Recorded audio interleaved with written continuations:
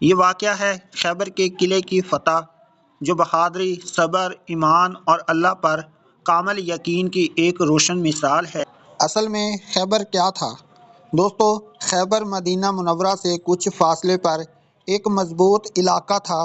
یہاں یہودی قبائل رہتے تھے جنہوں نے مسلمانوں کے خلاف سازشیں کی اور دشمن کا ساتھ دیا۔ خیبر میں کئی مضبوط قلعے تھے جنہیں فتح کرنا آسان نہیں تھا۔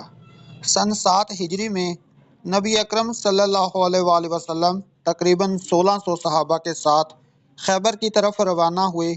مسلمانوں کا مقصد لڑائی نہیں بلکہ ظلم اور سازشوں کا خاتمہ تھا۔ خیبر کے قلعے بہت مضبوط تھے، ایک ایک قلعہ فتح کیا جا رہا تھا، لیکن ایک بڑا قلعہ ایسا تھا جو بار بار کوشش کے باوجود فتح نہ ہو سکا۔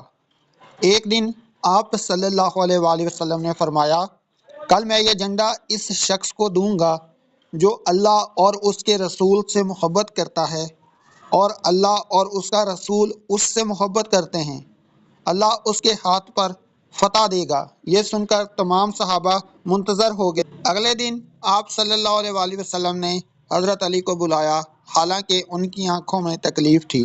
آپ صلی اللہ علیہ وآلہ وسلم نے ان کی آنکھوں پر لعاب لگایا اور اللہ کے حکم سے وہ فوراً ٹھیک ہو گئی۔ پھر جھنڈا حضرت علی کو دے دیا گیا۔ حضرت علی پورے ایمان اور حوصلے کے ساتھ آگے بڑھے۔ دشمن کا مشہور بہادر مرہب سامنے آیا۔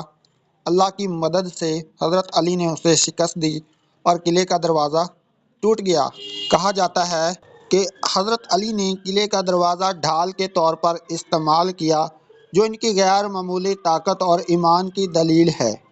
آخر کار خیبر کا قلعہ فتح ہو گیا، لیکن اس فتح کے باوجود آپ صلی اللہ علیہ وآلہ وسلم نے کسی پر ظلم نہیں کیا۔ معاہدہ کیا گیا اور عدل و انصاف کے ساتھ فیصلہ ہوا۔ اس واقعے سے ہمیں کیا سبق ملتا ہے دوستو؟ اللہ پر کامل یقین، صبر اور حوصلہ، قیادت پر اعتماد، ظلم کی بجائے عدل، ایمان کے ساتھ جد و جہد۔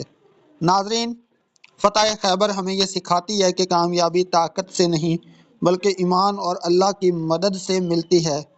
دوستو، اگر آپ کو یہ ویڈیو پسند آئی ہو تو لائک کریں، شیئر کریں اور چینل کو سبسکرائب کرنا نہ بھولیں۔